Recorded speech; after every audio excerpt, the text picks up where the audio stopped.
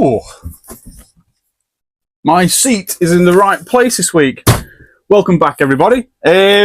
Last night and day before, we had some rain around here in the old South Yorkshires, North East Derbyshires, North Wests, Nottinghamshires, and we need it, like properly need it, don't we? So yeah, everywhere is suffering. I think at the minute it's not the longest drought we've ever had. However, this drought has affected more areas than at once than any other drought we've ever had. So any rain we can get is a bonus. Anyway, let's get into it.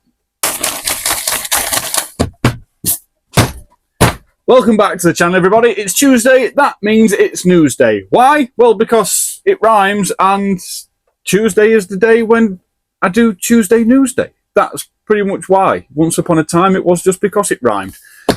Tips, tackle, tactics, tantrums, throw your toys out the pram on a Tuesday. All the latest and greatest angling news in the UK so far this week, last week, next week, 10 years ago, 10 years from now. First up, Daiwa have released their new pole. It is the Daiwa Air Tech pole. Now, absolutely perfect for the avid match angler. Also perfect for anybody that's looking for a new pole, I guess. Why not? Daiwa don't make bad poles. They also don't make, in some people's opinions, the greatest poles out there. But the Daiwa Air Tech is meant to have had so much more development input, so much more testing, a longer consultation time. So all the Daiwa anglers were given a final product a couple of years ago, and they've been testing it all that time. And whilst they've been testing it, consultants have been feeding back to a development team. Development teams have then been putting any final touches on it or taking into account any recommendations from the anglers. They don't just give the poles to anybody and say, fish with that, mate, let us know how it goes. That's not how it works. So people that are predominantly fishing with a pole a few times a week, maybe match fishing, right? It's probably going to be a match fishing targeted pole, right? Not sure on the package. I don't actually know. There's probably quite a few options. I have absolutely no idea. But it is £6,500. £6,500 for a pole. I own over 1,000 poles, right? In recent weeks and months, I've actually given loads away that have been donated, right? But I have got poles that I've been collecting prior to that for years and years. Some I've actually sold on. In fact, I've got one here, and someone recently had asked about it, and I forgot. And it's a pole that I don't think I have a number 4 for it, and I have 4 butt sections plus the extensions for it. And a few people have got in touch to say somebody's asking about it, and I think the other day I saw the comment, and he wants to pay big bucks for that, and it's a really old pole. I've also got some classic Mavers here. I've got some classic, what are those over there, Dam, and I've got a bunch of Daiwa stuff over there as well, which I will treasure for life, simply because it cost an absolute fortune when they came out years ago, in 90s and 2000, and they are still brand new, never been used. So £6,500 for a pole. Mental. I think if I sold a fraction of my pole collection, I'd easily be able to go and get one. But to me, £6,500 for a pole, I see it as that's £6,500 worth of usable range with that pole. If you're going to go and buy a pole for £6,500, there may be a cheaper option. That's probably going to be the flagship. This is what I'd do if I were Daiwa, or anyone really. I would advertise the ultimate pole package at £6,500. Boom, throw it out there, and I wouldn't say anything else. So when people start kicking off about price, I can then turn around and say, actually, here's a 14.5 metre package for £4,200. Here's a 13 metre package for £3,100. Here's an 11 metre package or a margin pole package, still Daiwa Air Tech for £2,000.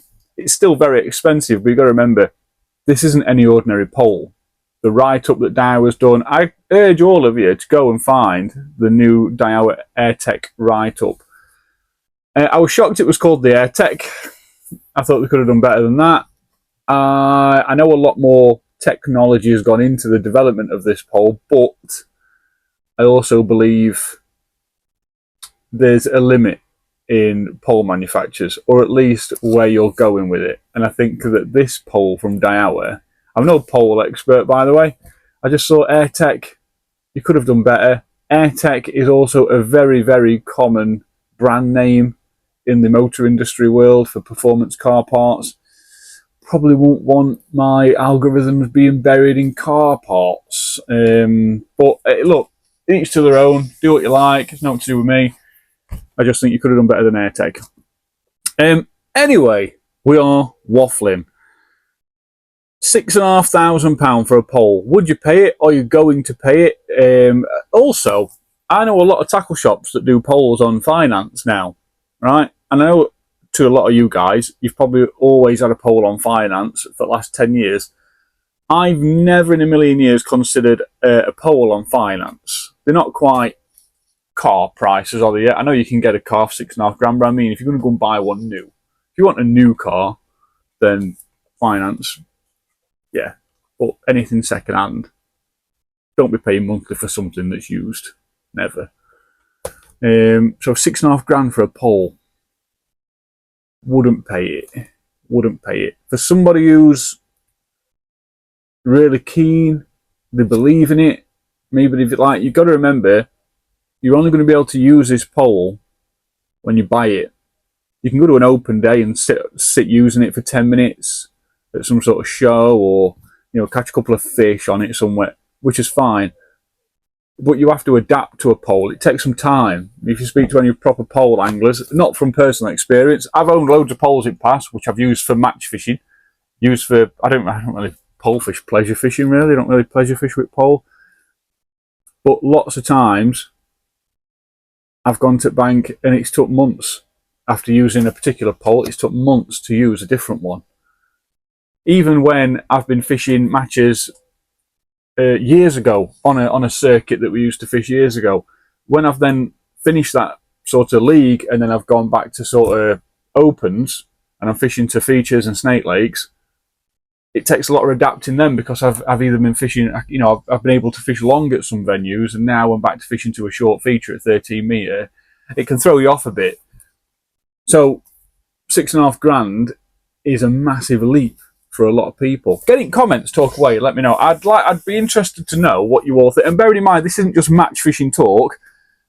There will be one person out there that sees a £6,500 pole that's got a Ferrari on drive, a G-Wagon that they used to go to Tesco in, and they've probably got 4 spare bedrooms in the house that they don't know exist, right? £6,500 for a fishing pole, to them that might just be the going rate for a pole, right? And they want to go pleasure fishing with it, right? They probably won't even question it, right? I once sold something to somebody. It was a car battery, right? And I had a bit of an emergency at work. Somebody else said, let me sort that, mate. So I ran to the other end of the counter to sort something out, right? And he jumped on my machine and he put the thing through, whatever. Sold this battery, right? It was 240 quid for this battery, car battery. It ran AGM, start battery, a massive thing, can't remember what it for. 240 odd pound, right? We started cashing up at end of day, and then we have to do our cashing up with till, with card machine. Then we were like 2,100 and something quid up. So we're trying to figure out what's gone off, and we started going through individual purchases, and we'd accidentally charged this guy 2,400 quid for a car battery. Just put an extra zero on by accident somewhere. And nothing was said. The payment went through. Absolutely mind blown. I swear it was like some Beamer estate or something. I don't think it broke special. He didn't even know he needed an AGM battery when he came in. And I think when we said, oh, it's actually an AGM battery car needs, it'd be a bit more expensive because they stop start. And he was like, oh, right, if I've got to pay for it, I'll pay for it. So that guy paid £2,500 for a car battery that were only 240 quid. And we rung him straight away. We were closed at this point. It was like 45 minutes past closing time because we're trying to figure it out. And said, mate, we've overcharged you for this car battery. can we arrange sorting it out like now so we can it's absolutely fine. We can put the money back into your account now. It's absolutely fine. The guy was driving and he said, I'll come down in the morning and sort it out because I'm driving. We said, can you go without $2,500 tonight? Are you sure? And he was like, yes, it's absolutely fine. Honestly, no problem. In the morning, we opened at 8 o'clock. He was due here at 8 o'clock. We even got in early so we could sort him out before it filled up with customers. Guy didn't turn up for about 3 weeks. He lived local, and then he just randomly just waltzed in one day. We'd rang him a few times and no answer. To the point where we have to give him this money. Anyway, I'm waffling. I'm talking rubbish, right? But he came in about 3 weeks later, and he was like, hey, oh, I completely forgot. I remembered the phone call, and I'm like, oh, God, car battery. And we refunded him. If someone accidentally charged me $2,000, right, 100% I would be ripping door frames out. Right? I don't care where in the world I am. I'm pulling over and you give me my money. Right? Some people just have that much of it, right, that they just have no idea. Right? Anyway, I don't know where we're going here with car batteries and money.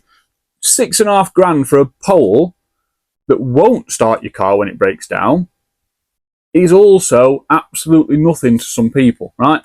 But there is also the option of paying finance, which I know a lot of people do now. It's quite popular. Get a pole on finance or take a loan out with bank, credit card. Get it on your credit card. I don't have credit cards and loans and stuff, but that is the going way forward to buy an expensive pole nowadays. And then pay off your credit card, and that also helps with sort of credit scores and all that stuff. I don't know. I don't have one. Never have. And yeah, $6,500 for a pole. Talking about credit cards and finance forcefully here, because I have absolutely no idea how anyone can justify spending $6,500 for a pole. Somebody can, because that's how much they're selling it for. But some at Daiwa consultants will. I don't know about Andy. He probably has had one. But Adrian Whittle, River Angler, it also requires pole, and he spoke about it, saying that it's, you got to remember, those sort of anglers, those consultants that have been using it, you know, you can talk about something great all day, can't you? But it's, you know, you've got to, because it's in your contract. But they also, you know, they also bring home the bacon with their results. So it's quite hard to think, oh no, they're just saying that. No, they're all very good anglers. So, yeah, speaks volumes. Daiwa's changed a lot anyway for me. When I was younger, Will Raisin, Kieran Rich, you know, there were a bunch of people that were absolutely Daiwa to the core. And then over years, yeah, all faces have changed. I mean, there have a lot of companies, aren't they? But all faces have changed. Anyway, we are waffling. Daiwa AirTech, £6,500 for a length of carbon fibre that's been chopped up into little pieces so you can fit it into a bag to get it home. What do you think? Get in the comments. Is it worth it? Will you be buying one? I don't know when they're really coming out. I'm not sure, but when they do, you'll all know about it. Yeah, what's the most expensive pole that you've purchased, whether it be new or second hand? What's you don't have to tell me price, but what was the pole? What was it after using it? Was it better than your old one? Could you justify the price? Was it worth it? If you're a match angler, did it pay for itself eventually? You've got to remember, £6,500 after, well, I tell you what, call it £2,500. £2,500 for a flagship Preston pole. That's £2,500 you've now got to take out of your winning projections, aren't you, really? If you're a keen match angler. Because you can rant and rave about winning your sections all day, but if last week you bought a £2,500 pole, yeah, you kind of need them, don't you? You have to, you know, you've got a massive hole to fill. So yeah, get in the comments, talk away, let me know. Be interesting to hear it. I'm not a massive pole angler, but I'm confident that I own more poles than anybody ever, and I'm not proud of it. Some of them I've not even looked at yet. I've not even gone through them yet. And I also have nearly full poles up here that are sections that are all stuffed with sections inside them and these haven't been matched up yet. Every raft in this loft is full. All down there is absolutely full all the way down. And over time, I've been pairing them up. So, yeah, £6.5 grand for a pole. Nope, nope, no way. Next up, rain. Spoke about it when we first started. We had a drop of rain last night. Lovely to have a bit of rain. Absolutely devastating for my next door neighbour because she's got one of them electric pan roofs on her car, and well, this morning it were open and it absolutely siled it down all night last night. Had some breakfast. The car's now gone. She's gone to work. Can't be bad, but it's probably wet inside. The positive about having some rain last night, and a little bit the day before, like yesterday, it rained a little bit. Not enough. By the time it had spent 5 minutes on the floor, it would have gone. But last night, we had a nice covering for a good few hours. The night before, I was woken up by an absolute monsoon at probably 12 o'clock at night, midnight. And it lasted for about half an hour. And again, next morning, it gets to about 10 o'clock, everywhere's bone dry again. So, yeah, nightmare. But if you've not already watched yesterday's video that I posted, that is a little tiny fishery called Wellow Dam in Nottinghamshire. I think it's classed as Newark, I'm not quite sure. But it's about 20 minutes drive from where I am, it's not far. And it's a stunning little fishery. I actually did a fishery audit on there out of accident. I turned up one morning to fish it, and I wanted to do a little video catching a few fish. I wanted to start a series where I was just turning up blind, fishing little ponds. Didn't know it existed. Turned up, no one fishing it, absolutely perfect. Walked down to the water, and there was a sign there saying no fishing because there were low water levels. The water was just up to the stilts of the peg, right at the bottom, and then pegs are quite high up. So it would have been quite tricky with a landing net, but lots of fish. You could see fish everywhere, lots of them. In yesterday's video, me and Camera Girl went to Wellow Dam last week, Friday, I believe, or Saturday, I think it was Friday, because I'd seen a local councillor, I can't remember his name, so if you search Wellow Dam on Facebook, it'll bring up his posts. There's a local page called the Wellow Warbler. I think, is a warbler a bird? I'm not sure. Anyway, I've seen loads of posts from this councillor, and I thought, wow, he's keen, going down there, talking about water levels and how he wants to get it sorted. And he's a councillor. So ultimately you think he's going to make a few Facebook posts and then he's just going to disappear, like all councillors do. Right? They need to earn their spot. They've got to look good, haven't they? They've got to. But then I started seeing more posts and more posts and more posts and more posts from him. And he's not really got Facebook. So he's doing the videos, and then they're being passed on to local pages in the area to be public. And the guy's down there all the time. He's been getting in touch with EA. He had a conversation with local fireplace. They couldn't go out and pump some water in as an emergency because of wildfires, which is not obvious because there might have been a fire service in the area that could have gone and used it as a training exercise because that's what they do. But with all wildfires going off, they'd all been put on standby, which is expected. But they said they'd love to. Then he got in touch with local councils, Environment Agency. I've just mentioned about the welfare of the fish. The water level had got that low. Probably 2/3 of lake bed are exposed. That's how dry it's got. It got that low. The brook that feeds it, because we've had no rain for weeks and weeks, a couple of months now, there's nothing feeding it. It had a very poor water feed source going into it anyway, because it was suffering with water levels before. It's got a leak. There's water leaking out of it. They're not sure where yet, but they need to try and figure out something to do with that, fix it. So you're in touch with a local cricket pitch, which is just over the other side of the dike that feeds it. And they willingly said that they would donate help, water. It all has to be paid for, right? As much as we hate to say it. So they've had a water feed line fitted to their water source at the cricket club, and a blue pipe, this is all had to be paid for, right?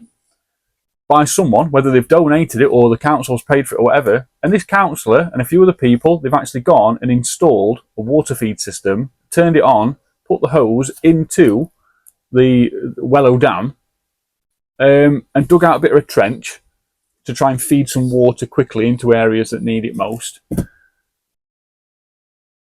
And he's been down there getting stuck in, a local councillor, whilst cracking on with other commitments around him and going on with stuff. And it's absolutely incredible to see that. It really, really is. He's been getting stuck in, going in mud. Anyway, me and camera girl turned up. When I pulled up, there was a van parked up in the car park further up, and I thought, oh, might be a dog walker that's pulled up. Couldn't see anybody in it. So I went for a walk and realised that there's probably someone sat in that van. Anyway, me and Ollie are walking round. This person gets out of his van, walks down to the entrance of the pond, and if you go and watch the video, I talk you through it. It's a great video. It's not an ideal situation, but it's a great video showing you the devastations of drought, right? He then goes back up and gets in his van, aircon, right? Makes sense. And then me and Ollie go around the pond again to go and do an outro and do a bit of a litter pick.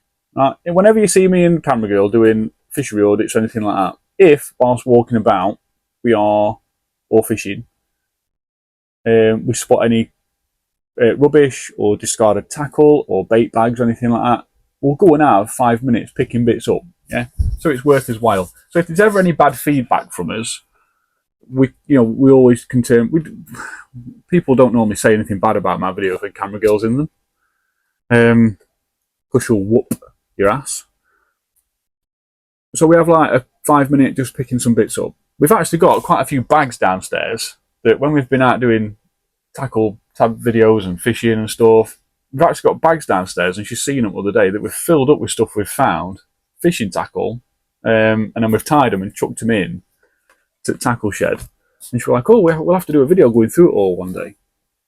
And anyway, at Wellow Dam, we were starting to go back round to do a pickup, and the councillor came over and he started talking. That guy is not just your average councillor, right? He is an absolute safe of knowledge. He knows everything. He knows all the history.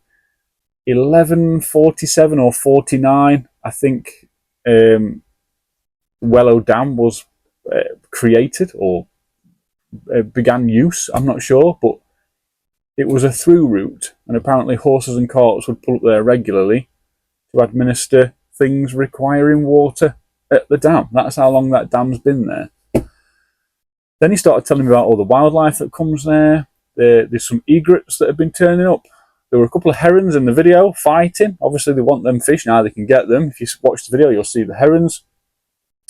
There was also a talk about a castle that used to be on the hill nearby and with a moat round it. Lots of information. The guy's very clued up. I can't remember his name. I don't think he gave it me.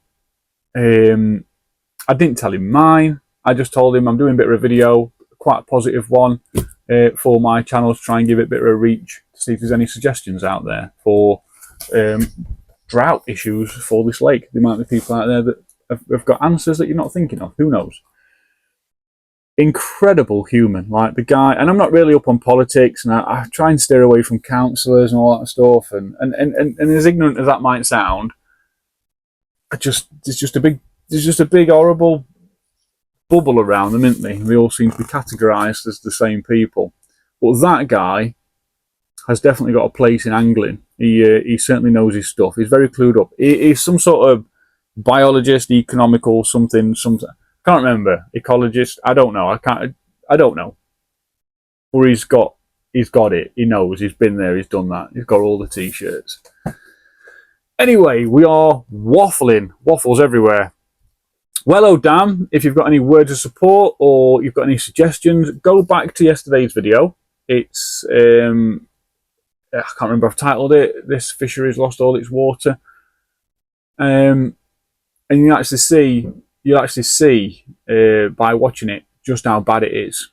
And I was quite worried at first that all the fish were going to have gone, because it is that shallow. A fox could just paddle in there and take them out. Herons, they're not going to take anything massive, but they can certainly devastate 2 pound and under fish and eat them. Cormorants, they will absolutely have a field day there. So it needs some water volume quite fast. It also needs a repair, and we also need lots of rain. It's quite an interesting video. Go and watch it. I'll put the link in the description of this video if you can't find it or you don't want to go and look. If you want to just go in the description, I'll put the link there. And if you know the counsellor or you recognise him, yeah, drop his name. Like, the guy's an absolute legend. Really does know his stuff.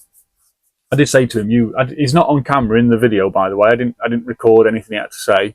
I didn't want to put him under any pressure, thinking that he needed to refrain from saying anything. Right? There's a lot of good in this world that can be talked about. There's also a lot of good in this world that people don't want speaking of. Yeah. So yes, drought. We are suffering quite bad at the minute. We've had a massive load of rain last night. Still not enough. We need, like what we get every year after a long drought, a couple of weeks of it. And I hate it because we're just getting out of the best weather we can be. We get lots and lots of rain before it then turns freezing cold into winter. Right? We're just creeping into September. We're middle of August now. And yeah, when that cold weather comes, we then have 6 months of winter.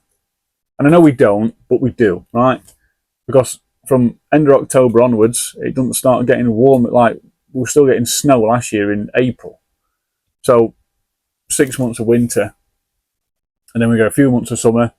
And then a few months of bad weather. And then a few months of winter. So, yeah, we need it more than ever. So that's the only positive we can look forward to for winter. And hopefully a big downpour. So drought, have you got any fisheries in your area that are suffering? Have you got any fisheries or lakes that are really bad? I've seen some terrible ones. I can't remember the names of them, but where the water's just completely dried up. All fish gone or dead. Lots of fish kills recently as well. Spills going into rivers. Lots of foamy stuff went into a river yesterday in Manchester. Killed lots of fish. Well, that were published today.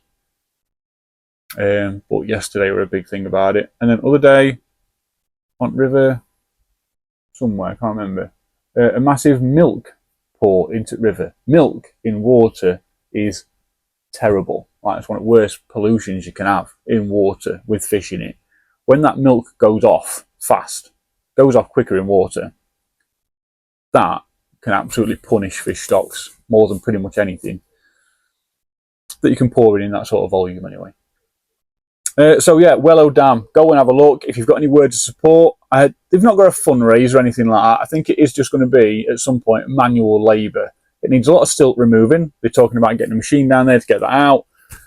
Lots of lilies need coming out. Maybe whilst doing that, they could formulate some sort of plan to repair it. We just need loads of rain. We just need loads of rain and some of that silt coming out so it can be... I'm not from Wellow. I don't know the place. I'm a bit of an outsider, so I don't know it. But if there's any work parties or open days, it's not Federation of Anglers that have got it now. I'd happily like to come up and have a day or two with you, like helping you get stuck in, like just another pair of free helping hands, really. And I guess camera girl could stand there eating sweets, filming, and we could document a bunch of good work being done, couldn't we? But no, I'd love to come up and help. I think I'd really like to see the success of that place. And I'd also like to fish it as well. So, yeah, beautiful part of the world.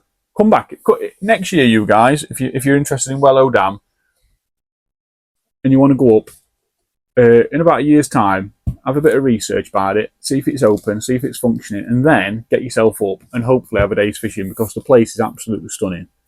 And I'd love to get on there. Anyway, serious drought at Wellow Dam. Actually, not quite finished on Wellow Dam yet. Me and camera girl, we did our clean up afterwards, right? And I haven't brought it up with me because they're still going through some sort of stage of being cleaned and, well, I'm going to repair them in here. But we found a bunch of tackle. Now, aluminium doesn't do well when it's been submerged in dirty water for a long time. So we found quite a few bank sticks, and I managed to free up a few Dinsmore's ones from years ago when they weren't making steel collars, when they were all plastic collars on the telescopic ones. I managed to free them all up, but the aluminium had gone so soft and corroded from the inside out because they'd had air trapped in them all that time whilst being submerged, they were just, you could just break them. They were like dust, right? Which were a shame. What else did we find? We found packs of shots, which were completely full of mud. If you shook them, you couldn't hear anything. They were black. You wouldn't believe how they've come up. And this sounds a bit petty and a bit anal, but I've actually cleaned them out, right? I don't know why. I just wanted to see if I could revive a pack of shots. And there were 3 of them. And I've managed to bring them all back to life. One of them had a bit of a broken lid. I fixed it. What else were they? A couple of a bait needle, pair of scissors, and a few other bits and bobs. So at some point, I'm going to do like a bit of a collection and show you what actually came out. There were probably loads more stuff in there, but this is just what we could see from the edge. There was a pole section that was broken that I pulled out. I was trying to think if I could do something with that. And then a landing net handle. Just a normal, just a cheapo one. I think I've got the landing net handle here that it actually is. But because it's been submerged in water so long, the logos come off it. I think it's an old Key Nets one, but I think it's a 3-piece one.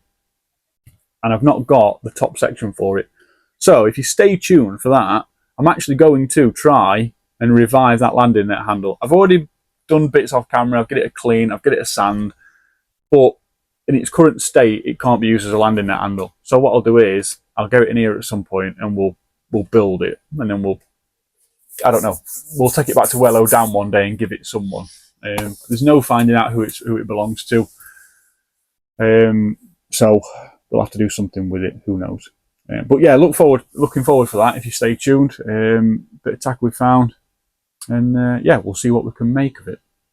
I put a post on Facebook the other day, and I just got a random picture that I'd found, and it was Dawson's fishing tackle. As far as I'm aware, the tackle shop is still there and the sign, but it's not in business anymore. That's as far as I'm aware from reading some of the comments. Someone has put, nothing has replaced Dawson's, mate. Shame, really. But that tackle shop is now closed. But anyway, I put this post on. I put, what's a lost tackle shop in your area that you have many memories in, and did another shop replace it? So tackle shops, they're in like an all-time decline at the minute. Tackle shops are closing every week. And sometimes we'll have 2 or 3 weeks where we don't see one close on Facebook. And then we'll have a week where we see 4 have closed all at once. And what we never see is, well, we do, I shouldn't say that. There's been times when tackle shops have closed and they've reopened under new management. And then there's been times when a tackle shop's closed and then another one under a new ownership has opened somewhere else, locally, or at least nearby.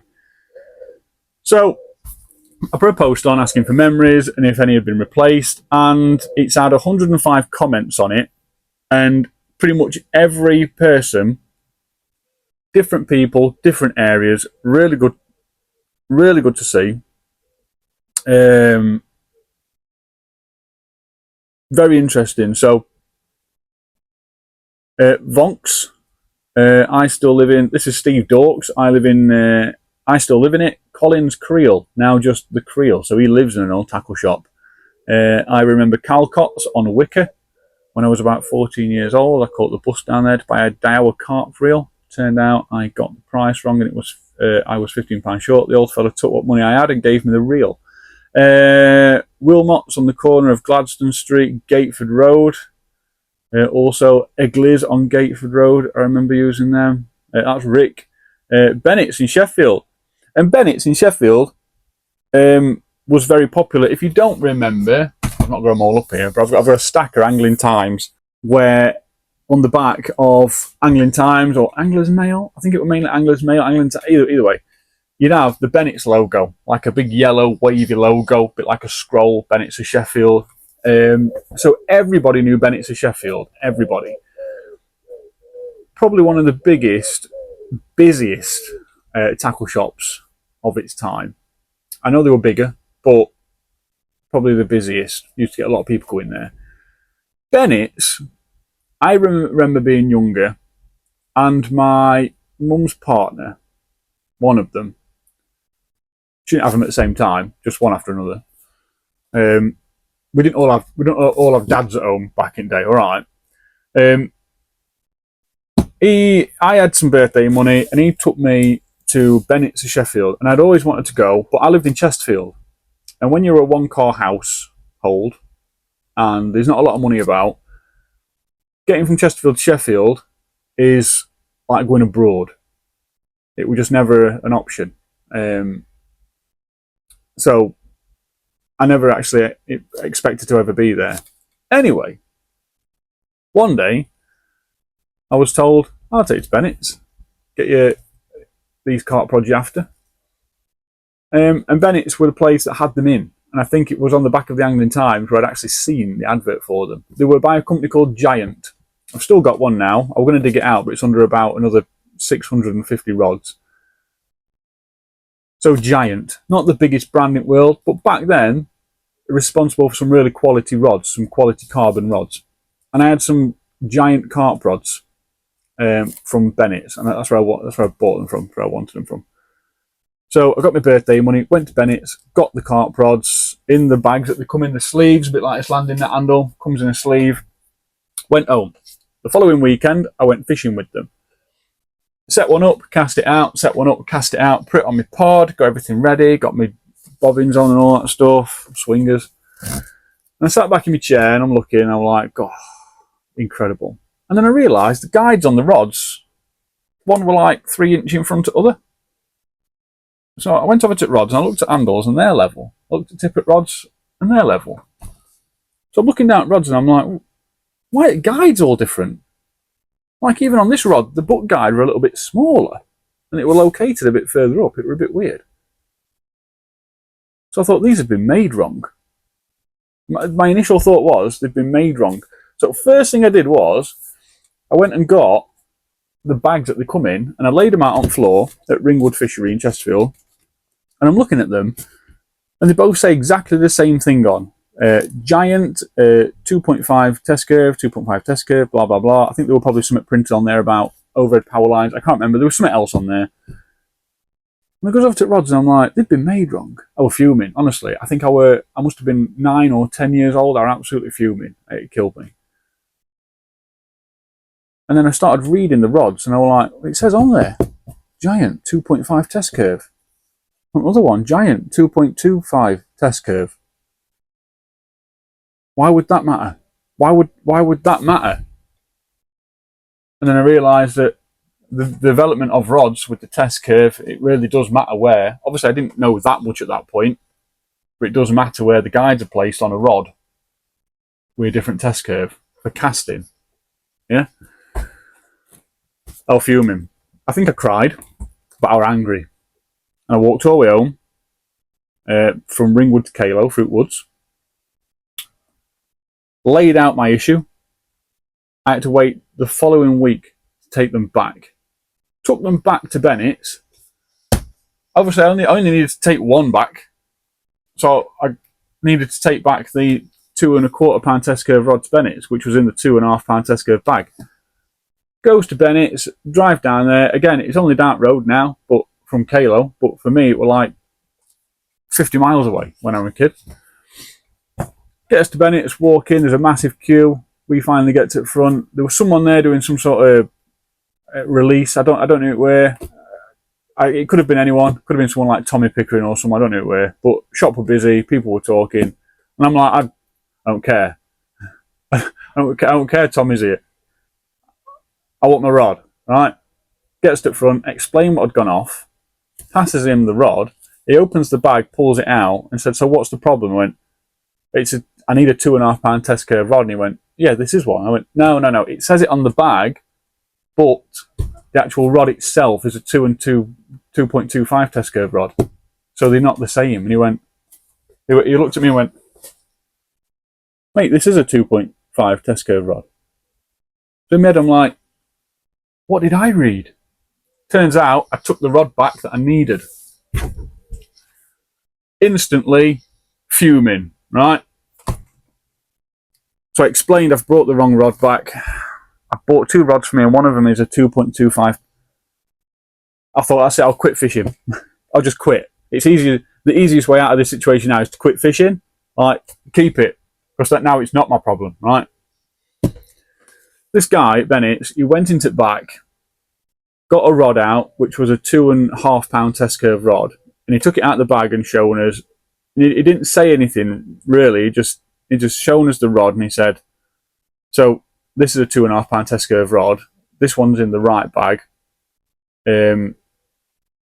So is this the one that you're after? And I said, yeah. But the guy I went with at the time, he said, like, we'll have to go back and fetch it. So he passed him this rod, and he grabbed it, and he looked at me and said, if you take your dad, he thought he was my dad, if you take your dad fishing, will you let your dad borrow your spare rod? Now, I didn't register it. I thought, have I got a spare rod? Yeah, I'll let him borrow one. Yeah, why? I didn't know what were going off. I didn't know what humour was, right? I didn't know, right?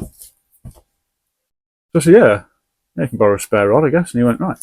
Well, when you next go fishing with Dad, the rod you've got at home, Dad can use that one. So I'm like, yeah, probably, but he's got one. And he was like, is that all right? And he was like, yeah, well, let me pay for this one now, and then I'll bring the other one back, and we'll do like a return refund for that one. And he just absolutely insisted, like, no, it's fine, take it, it's all right. It's for the inconvenience or whatever. I think the shop was that busy that day with whoever was in there doing some sort of release, or I don't think it would have been a book signing. It was something going off. The shop was packed. It was full. But they weren't all hungry customers. They were all in there buying, but they were all in there for what were going off. And we weren't really paying attention. We just wanted to get in and get out. So my mum's partner at the time were like, well, no, I'll pay for it. Let me pay for it, and I'll bring other one back down, and then you're not out of pocket. And he were like, it's fine. Don't worry about it. It's absolutely fine. Got in car. I then had it explained to me about what had happened, and that we just had this rod gifted to us by Bennett's of Sheffield. So that was incredible. And I didn't really understand or appreciate it much until I got a lot older. And then when I was selling the rods, they were 40 quid a piece. To me, back then, 40 quid were a very expensive anything, right? We used to buy cars for that when we were younger, my mum and everyone. A 200 quid car was expensive. So I eventually sold the rods to put the money towards new rods years later. And I mean, yeah, I had them rods for years, caught some huge fish on them, had them for years. And then bought some new ones, right? The flagship carp rod back then, you could have been talking anywhere between 80 and 110 quid for an expensive rod. Now you can get 700 quid carp rods, right? Mental. Anyway, we're waffling. Still got the 2.25 test curve rod. And as far as I'm aware, and I've had to really think hard, the only time that has ever been used was the day when I took it fishing and realised it was the wrong rod. I've never used it. Never used it. The other ones I caught loads of fish on, but I've never used it. I've never caught a single fish on it. It's still pretty much brand new. So a bit of appreciative talk there for a tackle shop. Tackle shops would have done nice things for a lot of people. If you go through the comments of that post, someone else has actually put that they went to a tackle shop and they had a similar experience to that. They travelled all the way down there for a reel. Realised they were short, like that one I just mentioned. There was someone else that had gone somewhere and they'd done a good deed for them as well. Absolutely. So we don't get that much anymore because tackle shops are closing left, right and centre. But then the big chain brands that we've got wouldn't dream of helping you. Like, you take something back that's broken out the box and they don't really want to help you. And it got me thinking, what is the best gesture that someone's ever done for you guys in the tackle industry? Like when you've been to go and buy a rod or a reel or a net or a jacket or something. What's one great experience that you've had from a tackle shop? What was the tackle shop? Where was it? When was it? What year? And it'd be nice to hear some stories about the old tackle trade. I don't like how it is now. I don't like the whole competition thing. That needs to stop. I know some people are like gambling, but I don't know one person that's got a gambling addiction that enjoys his gambling addiction. and gambling addictions tend to come from gambling. So I don't like the whole. I think if you've got money to gamble for tackle, just go to the tackle shop and purchase tackle. If you've not got the money and you want to gamble for something more expensive that you can't afford, stop gambling the money and winning nothing, and then put your money towards saving up for it. I can't understand how people out there can sleep knowing that there's people paying them money on an hourly basis to gamble for fishing tackle, and they are only giving tackle to just a few winners, a couple of them, but there's thousands of people gambling for it. It absolutely kills me. Where does all the money go? Obviously gets spent on more tackle to create more gambling opportunities, so even more money can be made. You know, and now some of these people are actually gambling vans and cars and, you know, stuff with wet belts as well, of all things. And it's quite sad, really, that there's tackle shops out there that just probably haven't seen a customer for 2 days. And just a light being on, or maggot fridge buzzing away, or making their own cup of tea with kettle is costing them money that they've not got coming in. I think maybe we need to start and focus on trying to create some great memories with tackle shops again. And all this online stuff, all this gambling stuff just needs to... I mean, can't stop it, can we? But if I was supporting something bad or something that wasn't aiding something that I believed in, if I was supporting it, that wouldn't be fair. That wouldn't be right. It's not going to help me in the long run. If I wasn't supporting it, it probably wouldn't be long before that problem disappeared. Yeah. I guess a hungry dog going to an empty bowl wouldn't keep going to an empty bowl after a certain amount of time. I don't know, but I don't think we've got these great angling tackle shop memories like we used to because we don't have them anymore. I don't know. Get in comments, talk away, have a conversation. Like, you can write for days in comments about how you feel and everything. And I just think it's really sad.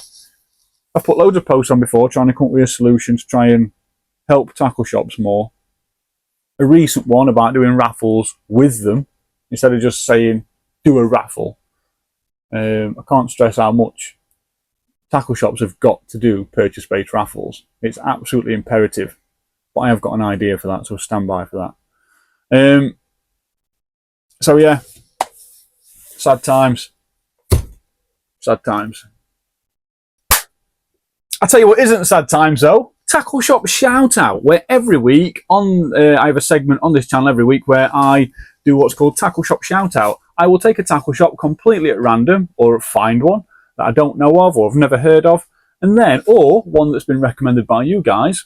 And then what I'll do is I'll go on the old FaceTubes and see if they've got a Facebook profile. And this week what I've done is I've typed in tackle shops in and then searched for a bunch of tackle shops. A few that I've already done. I've seen these before and done them on the channel.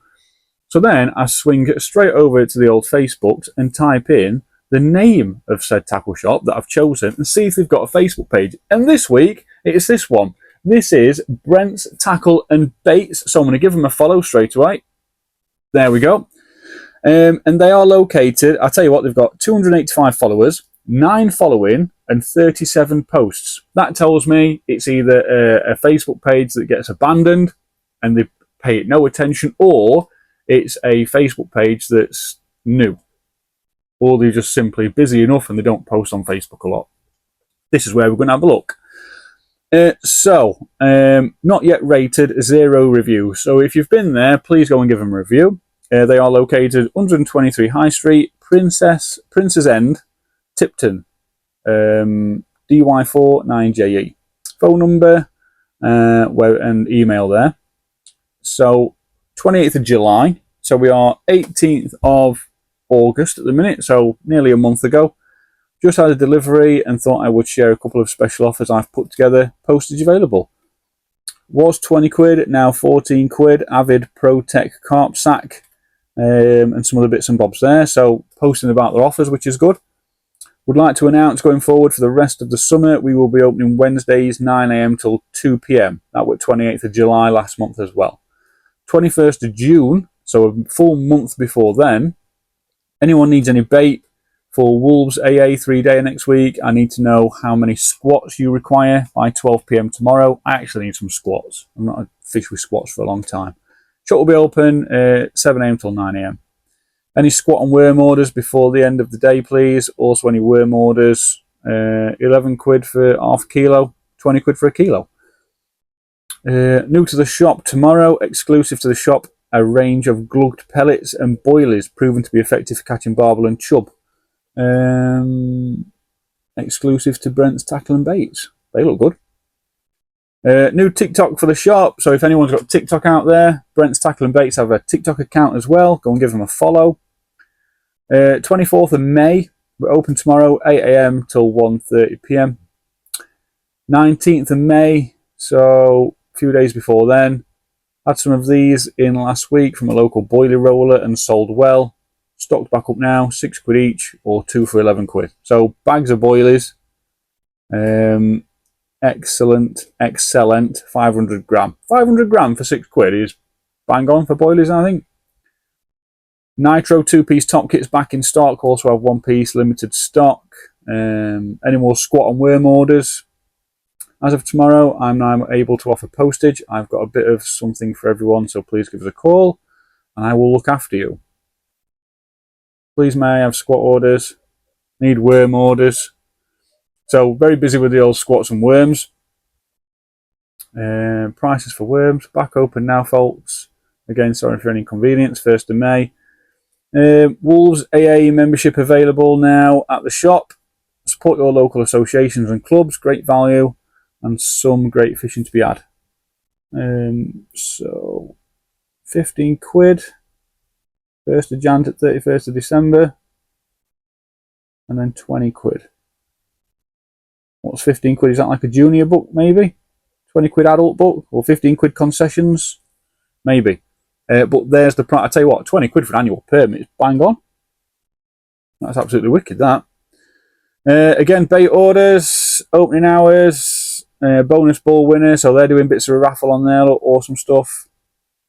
We love a bit of a niche product, and I've been asked by a couple of well-known matchmen if I could get it in.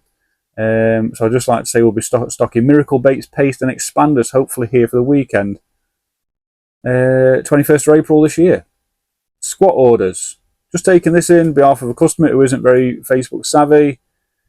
Everything you see on the box in the picture, 150 quid. Probably sold now, that. But yeah, casters, lots of stuff going off. If opening soon, here we go, look. So 30th of March this year, Brent's Tackle and Baits. Stay tuned, we're opening soon, Friday 3rd of April 2026. So, that is Brent's Tackle and Baits in Tipton, in Dudley. I think I've put Dudley. Go give them a follow, check them out, and yeah, seems to have plenty of stuff in. Seems to have got accounts with a few people just by going to that Facebook profile. But perfect example, that really. I've not really had one come across this ideal for me to touch on. And I'm not throwing no shade on Brent's, by the way. If you want to listen, by all means, listen. Around me, you can probably see a few different brands. We've got Daiwa, we've got Shimano, Newfish, Map. We've got Revolution Baits. We've got Shakespeare. We've got Fever. We have got MIDI. There's a MIDI pole there. Then we've also got Reflex. What else have we got? What else have we got? What else have we got?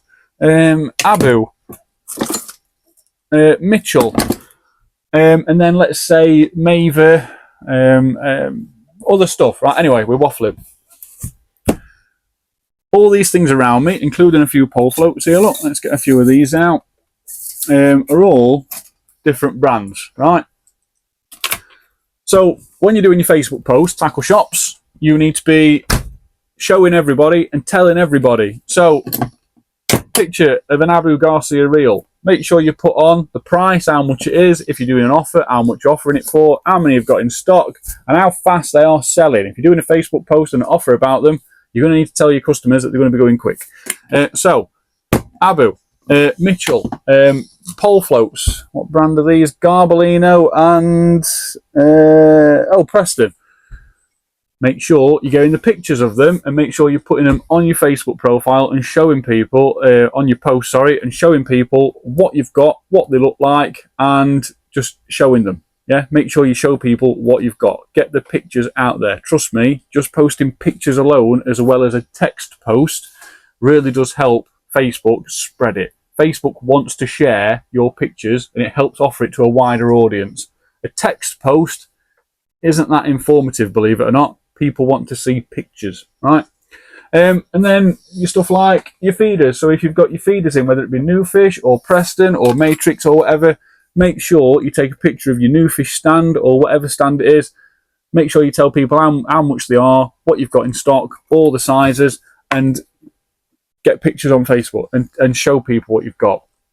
Opening times. Love to see people sharing their opening times. Love to see people telling people about bank holiday opening times, yeah, because a lot of places don't open on a bank holiday. Then, when it comes to bait can sell fast. So that particular post on their Facebook page, sorry, he's always saying, I want your squat and worm orders, right? So those people will be sending messages straight to the shop saying, right, put me down for 3 kilo, put me down for 3 pints of squats would last you till 2045, wouldn't it? But it's all about keeping that engagement going, right? But make sure you take pictures of them. If you are going to ask for squat orders, make sure you get a picture of squats. You could just take a picture of the inside of a maggot tub full of squats, put the picture on, and then ask people, can I have your squat orders? Facebook will want to push your post more if it includes a picture, yeah? People will also see it. When people are fast scrolling through Facebook and they're seeing, oh, happy birthday with someone tagged and anybody know the score from last night, it's quite easy for them to scroll past a 1-sentence post saying, can I have your squat and worm orders for tonight, please? I know that one we're a bit big on there, but it's quite easy. People want to see the pictures and then a bit of a caption and then with a question underneath. And Facebook will push it even more. I promise you it works, I'm telling you. So always get your photos. Whenever you're hoovering the shop, take a picture of the hoover and say, I've had a quiet hour today, I thought I'd get some hoovering done. Don't normally get a chance to get any cleaning done because of how busy it is in here. And then make sure that when you get a tackle delivery, before you open the boxes, take a picture of the boxes arriving. Anyone guess what delivery I've had this morning? And get people engaging. And then when you open them, I want you to put on the actual post itself what's arrived, how many you've got in stock, and how fast they sold out last time.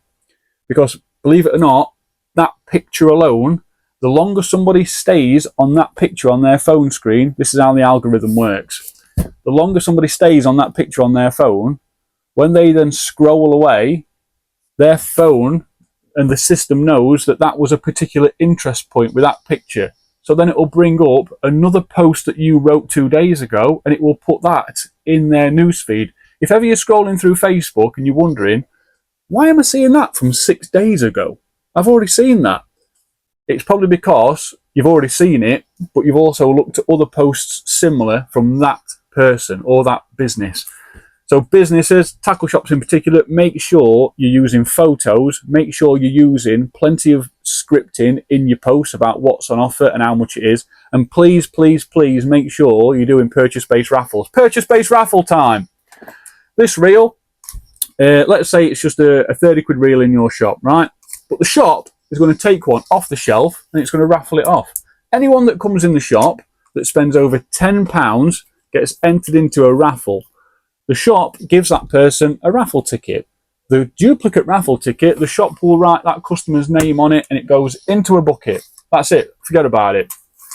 Then, at the end of the month or in 2 months' time, the draw will take place for this reel. Someone will put their hand in, pull it out, probably an angler or a local business. I don't know, local chippy can come round and do it. Support your local businesses. They can pull out a name and it can be sponsored by Dudley Fish and Chips.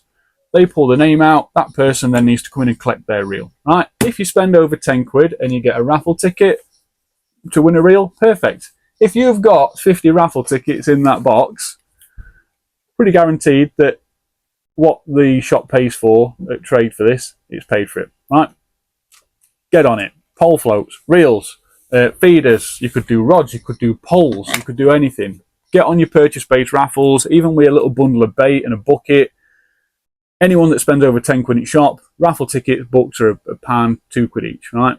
Give them a raffle ticket, they will support you. People want to come in and spend over a tenner just being with a chance of winning. People like winning. All the people that didn't win the reel, right, haven't lost out, because they've still got the pole floats they came in for over a tenner. They've still got the feeders they came in for over a tenner. Someone might want to win that reel and think, I'm going to buy another one. That's 3 tickets over 30 quid, because I want that reel anyway. I've got 3 now. I've got 3 chances now to win another reel. So yeah, do it. Trust me, it helps. But please, tackle shops, make sure you use your photos. It does work. If you don't know how algorithms work, I could sit here and explain it to you all day.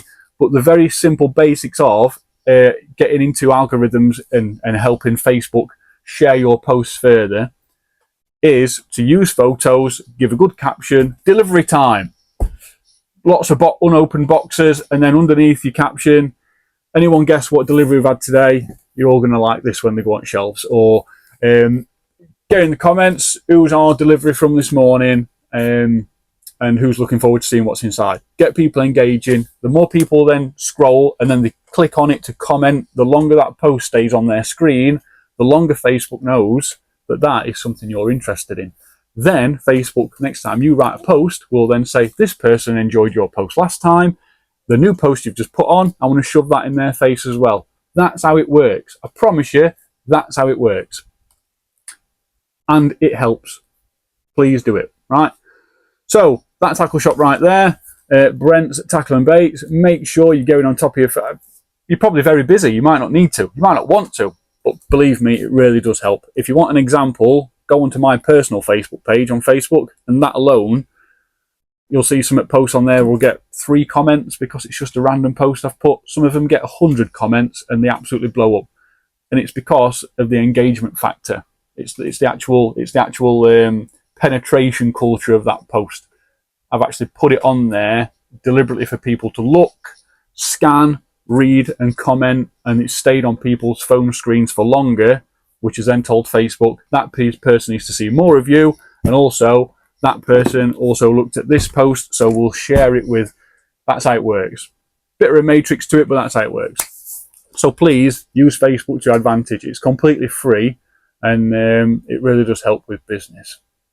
So I think we will leave it there, people. Tuesday Newsday, or the latest and greatest angling news. If you have a local tackle shop near you and you have got some fond memories, I'll sort them out later, you have got some fond memories of being in there, any good stories, getting comments, talk away. I'd like to read them and hear them, but other people might like to read them and they might share their experience as well. It also does really well for any tackle shops that are still about as well. So yeah, talk away. Do you have a fishery near you that is suffering with drought really bad? Do you have a fishery that's just got a really bad leak and it's suffering with water volumes? Again, comments. Have you got any suggestions for Wellow Dam? What would you do? What has your club done? What has another water done near you to try and combat water problems? I've got an idea in my head, but it is literally just off the top of the dome. Line it where the leak is. Pack it with silt or clay in the area where they think it is and line it. Ideally, lino or lining's not great, but then you could just pack it with stones and rocks afterwards, and maybe that would create an air pocket and it'd help suck it in. I don't know. I think I read something recently about somewhere that had a leak and that worked. But there's also a bit of a snag threat there as well, isn't there? Who knows? But they need to find out the problem first. Yeah, £6,500 for a pole. Just remember, spares packages, spares availability. By the time you value build the convenience of what a company could do for you at a £3,000, £4,000, £5,000, £6,500 pole, it might suddenly dawn on you that it's actually not that bad. A lot of money for a pole, not a lot of money for a second-hand car. for a lot of money for a pole. And I think you kind of need to sit and think, and then sit and think again. It's Daiwa. That pole will have spare packages available for many, many years. At that sort of price tag, with that quality of development, they don't make poles. I know people still using the original tournament for everyday match fishing, and they win and frame and plenty of sections. There's a lot of Daiwa poles out there that are built to last. I've got quite a few tournaments actually, and I've got two that are, I think, been used once or twice. One of them, he used it once, and then he passed away, and I bought it off his wife, and they're all hung up there. But when you take it out, it is a brand new pole, but you still feel the money quality of it. It's still there. And I've got a bunch of Daiwa poles as well at that. So yeah, $6.5 grand for a pole. What's your thoughts? If you can afford one, but you wouldn't buy one, why wouldn't you? If you can't afford one, but you're going to get one, let me know why that pole is so important and how that helps your fishing. That'd be interesting to know as well. Yeah, quite a good talking point, that. If you've liked this video, give it a thumbs up, subscribe. It's completely free of charge. Here's an example on screen now. This person's got a YouTube channel. If I press subscribe, look, nothing happens. It doesn't ask me no questions, don't want payments, don't want nothing. It's free. Shouldn't be called subscribe. Like, subscribe, when you subscribe for a filthy magazine down at your shop, it's a monthly payment, apparently. So yeah, it's free. It should be called follow or something. So subscribe, helps me out, helps this person out, and also it means you guys won't miss an episode either. And lastly, comments. Get in the comments, talk away about any of the topics covered on today's Tuesday Newsday. And yes, stay tuned for an update on Wellow Dam. Again, the video went out yesterday if you want to go and watch that. Stay tuned for an update, and also stay tuned for a repair video on some of the things that we actually found there and managed to bring back. Oh, and it was quite nice to do a bit of a clear up. All that stuff, by the way, we brought back. There were quite a few bits that went to tip, did a tip run and got rid of it. They're all broken, right? And they've all been in there a long time. I don't want to trust a landing net handle that's been in there a long time, but what I'll do is I'll try and repair it, try and go out and use it, see if it's going to be any good. And if it survives, then I'll pass it on to a youngster or somebody that's not going to try and net a £20 carp in it or something. So, anyway, I'll leave it there. Guys, thank you for watching. See you next Tuesday.